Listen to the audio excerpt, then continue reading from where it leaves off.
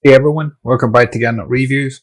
But today we're checking out a beautiful 2014 Prestige 620S that was on display at the Fort Lauderdale Boat Show. At the boat show, this one was up for sale for $749,000, and she measures in at 62 feet in length. She's got a beam of just under 17 feet and a maximum draft of just over 4 feet. And as I make my way around, she's a very safe and secure boat even in this rain. I've got a handhold on the outside and also along the side of the windows. And as I make my way to the bow, you'll see that this is ideal so that in better weather you could lay out here on the sun pad. We've got fender baskets mounted on the railings. And then there's also these pop-up seats right at the edge as well. In here we've got the windlass, and this one's got the windstrom that's on the top, and I'll show you when we get back to the aft quarter, but there's windstroms in the aft as well, and you'll really feel the benefit of that whenever you get through lock gates. And this one is capable of doing the great loop, and you can also control that windlass from both the lower helm and the Flybridge. Now this one's got a unique design because there's not many Flybridge yachts on the market where it's actually got a retractable hardtop sunroof, and again I'll show you that from the inside. But you get the best of both worlds. You get your Flybridge cruiser, but in better weather you can open that and it's going to feel like you've got the sports cruiser feeling when you're at the lower helm as well. We've got deep access at the windlass for the anchor locker, and you can also use that for storage. You can throw your bow lines in here too. And as I make my way back down, you can just see how wide that passageway is, that it's really easy for everybody on board, whether you're going up there to the sun pad or whether you're taking care of the bow lines.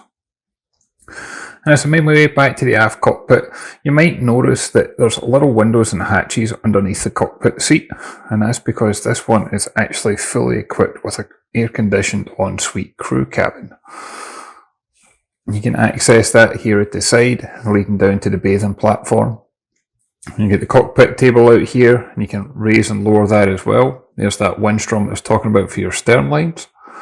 And in here you've got two berths, you get plenty of storage, you got opening hatches and portholes. It's fully ensuite, there's a toilet, there's a shower, and this is fully air conditioned. Moving down to that extended bathing platform, this is a hydraulic bathing platform, so what that means is you can raise and lower it. Easy launch and retrieval for a tender. You could put a jet ski out here or something like that. There's also boarding ladders, so if you want to do some swimming, diving, snorkeling, it's easy enough to climb back on board.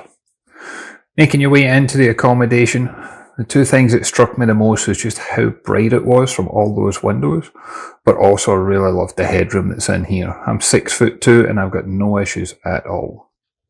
So starting off to starboard, you get storage here, and then the galleys to port. And I really like this setup because we got that aft cockpit right there, so if you want to prepare snacks, meals, drinks, beverages, you can do so and take it out to your guests real easy. But looking at the galley, it's really well equipped. You got a 4-burner electric stovetop, you've got a deep sink, that way it's easy enough for preparing meals, and you've also got that full height fridge freezer. There's storage on the other side as well, there's even a drinks bar built into this too. You can see those air conditioned vents throughout. And as we move on to the saloon, you get a pop-up TV, really comfortable seating at the saloon. And then opposite you've got a cockpit table out here too. You get really nice courtesy lighting, those wraparound windows, and then you can get a better view of that retractable hardtop. Obviously in this rain we couldn't use it, but there's not many Flybridge yachts where you can have this feature as well. And then at the helm we've got a really nice setup where there's two individual seats. Very comfortable seating, but you can also use this where you can sit down or stand up with a bolster effect. This is a really easy boat to manoeuvre. She's twin diesel, she's got bow thruster, she's got joystick control, but she's also pod driven. So these boats are extremely manoeuvrable where even I could dock this one. You get your full engine management system, you get twin multifunction displays with your Raymarine displays, full engine instrumentation, you even get your rudder angle indicator, you get your illuminations on the toggle switches, so that way it's really quick and easy to see what's been turned on and turned off. You can adjust the angle of the steering wheel, again if you want to sit down, stand up. And then really large windows at the helm, where you can use this for close quarter manoeuvring, you can use it for open water cruising. But I also like the fact you're so close to the saloon, so that way if you do have your friends and family on board, you're not a million miles away. And that table can be raised and lowered, and you can even turn it into an extra double berth if you need to. And speaking of berths, I'll take you down into the lower accommodation, because this one's got a party trick up its sleeve. So even this far forward, I have got no complaints at all when it comes to the headroom. And then as we make our way up here, you can see we've got this very large stateroom.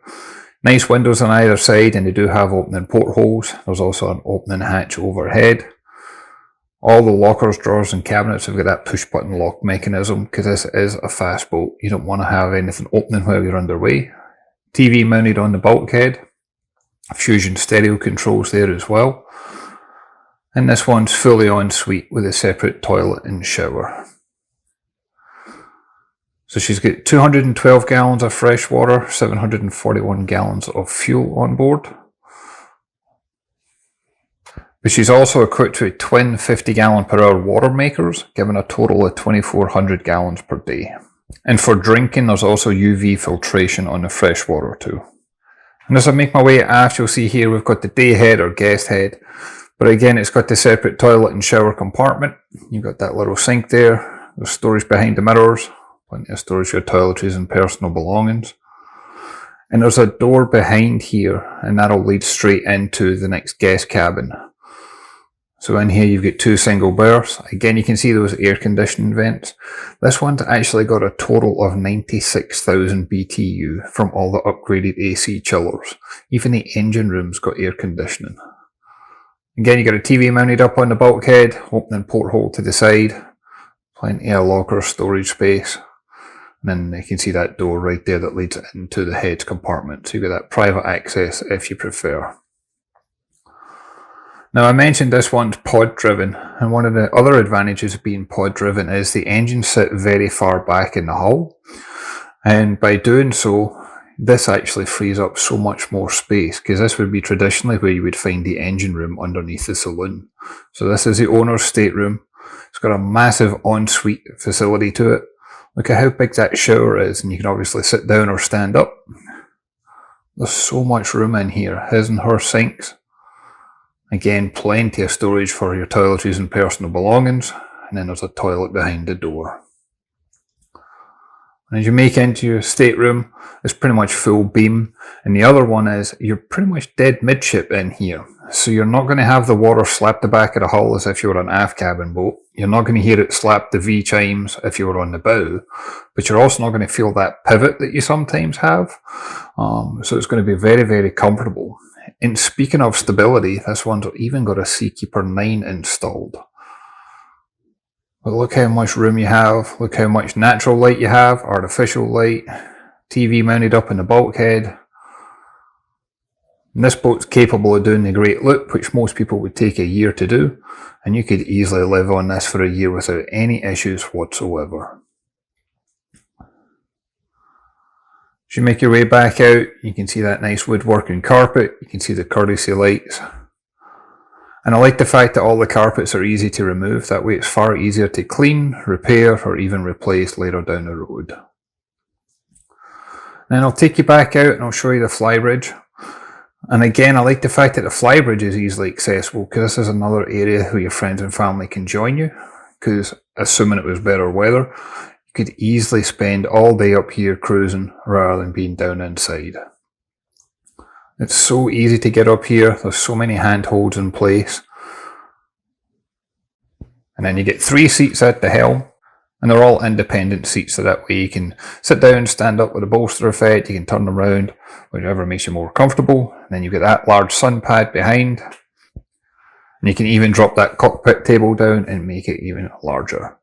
Now the radar arch here, the bimini top, and everything you see, they're all on hinges, so that way you can bring that height restriction down, where this one has got an air draft where everything dropped of somewhere around 16 feet. And again, you get your full engine instrumentation up here, You get your twin throttles, your bow thrusters, your joystick, your full engine management system, multifunction display for Ray Marine, and that little screen not only keeps the rain off, but it keeps the sun off, so that way you don't need to worry about not being able to see any of the displays while you're cruising. And then, as I mentioned before, this one's twin diesel. She's got twin Volvo IPS 950s. They've got around 1680 hours on the clock. You also have two generators. You've got an Onan 19 kilowatt generator with around 3,500 hours on the clock, and a backup phaser 12.5 kilowatt generator with around 700 hours on the clock. In the right conditions, this one will hit a top speed somewhere of around 25-26 knots and a fast cruising speed of around 20 to 22 knots. It's a really beautiful yacht inside and out. And I'd love to hear your thoughts and comments. I'm going to leave a link in the description to both the Yacht World listing and to Luke Brown's website. I'd like to thank Luke Brown for the opportunity to come on board and check this one out. And I'll look forward to catching you on your next one. Thanks everyone.